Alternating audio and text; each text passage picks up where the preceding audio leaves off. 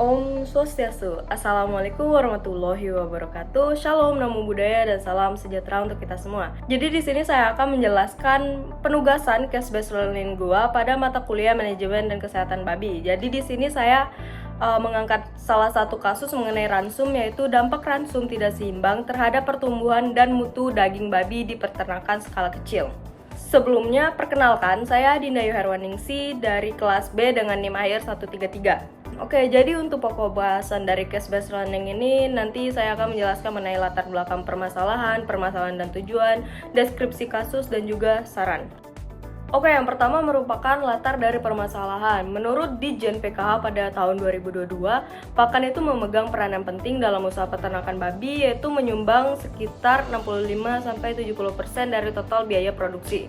Namun, banyak peternakan babi dengan skala kecil, khususnya di Indonesia, tidak memiliki akses terhadap pakan komersial yang diformulasikan secara ilmiah.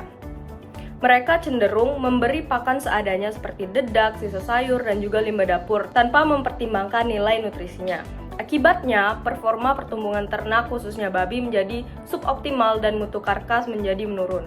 Di Indonesia sendiri, babi itu paling sering dipelihara dalam jenis persilangan dari Landrace dan juga Yorkshire, yang memiliki pertumbuhan cepat dan efisiensi konversi pakan yang tinggi. Namun, jenis ini juga memiliki kebutuhan nutrien yang tinggi dibandingkan dengan babi lokal, yang mana bila tidak dipenuhi, pertumbuhan itu menjadi terganggu sehingga karkas banyak lemak dan juga nilai jual menjadi rendah.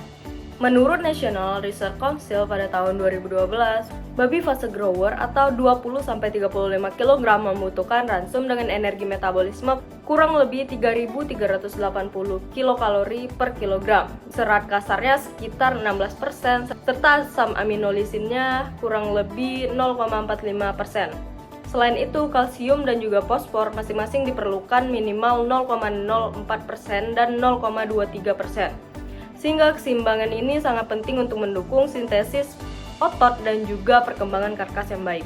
Kemudian, permasalahan dan juga tujuan. Untuk permasalahannya, yang pertama, banyak peternak kecil memberi pakan tanpa formulasi yang sesuai dengan kebutuhan nutrien babi. Kemudian yang kedua, babi mengalami pertumbuhan yang lambat dan mutu karkasnya rendah. Kemudian yang ketiga, tidak tersedianya panduan praktis untuk membuat ransum lokal yang seimbang.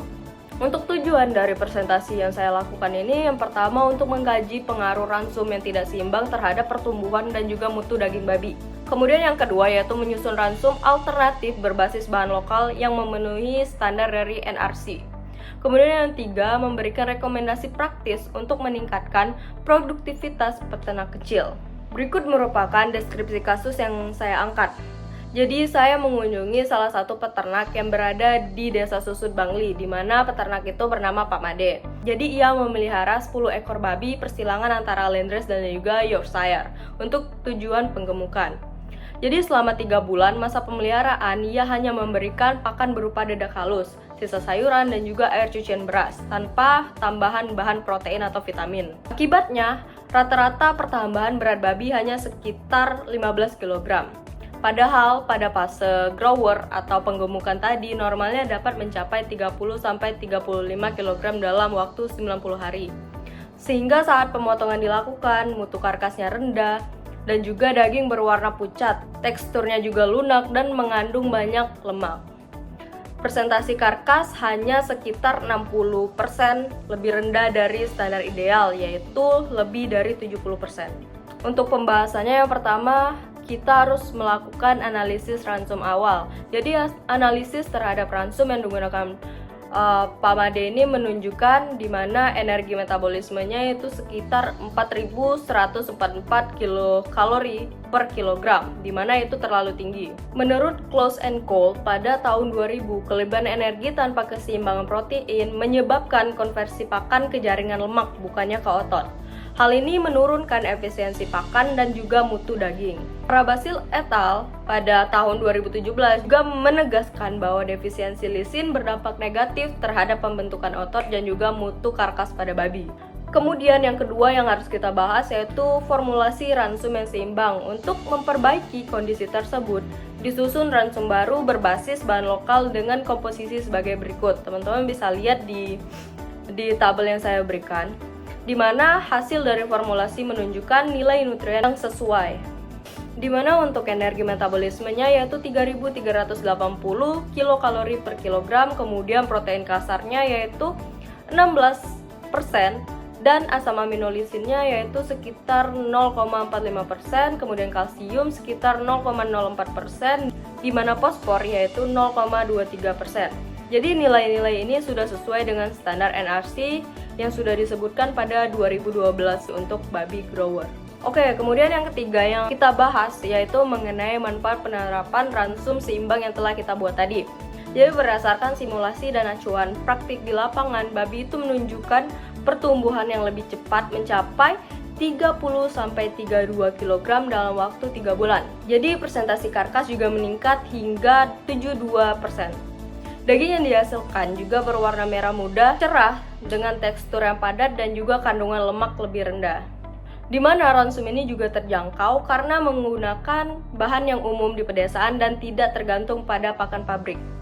Oke, untuk kesimpulan dari hasil dari penjelasan yang telah saya berikan ini, jadi pemberian ransum yang tidak seimbang seperti yang terjadi pada kasus Pamade itu berdampak nyata terhadap pertumbuhan babi dan juga mutu daging yang dihasilkan. Di mana babi jenis Landrace dan juga Yorkshire yang memiliki potensi genetik tinggi sangat membutuhkan nutrien yang memadai.